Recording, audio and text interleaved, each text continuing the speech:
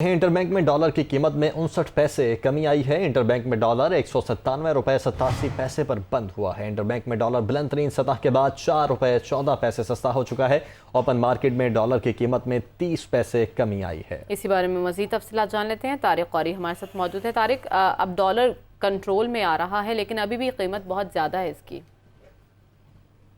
देखिए, इसकी सबसे बड़ी वजह तो ये है कि हुकूमत ने जो इस वक्त एनवायरनमेंट अब बना दिया है कि अब हम हर सूरत में IMF की शराइत को मानते हुए पेट्रोलियम मसनूआत की कीमतों में इजाफा कर दिया है। इसके अलावा हम देख रहे हैं कि जो बिजली की कीमतों में हवाले से भी जो अनाउंसमेंट की है, साथ साथ अब क्योंकि राहें जो हमवार होती जा रही, IMF की कंडीशन को हर तरह से माना गया है, इस हवाले से एक मौके पर सेंटीमेंट भी बन गया। साथ साथ जो इम्पोर्टेड लग्जरी आइटम्स भी, इस पर भी बैन लगाया गया है। तो अब ये बात कर जा सकती है कि हुकूमत अब IMF के प्रोग्राम में जाने के लिए तैयार है। IMF की तरफ से भी इन तमाम चीज़ों को सराहा भी जा रहा है।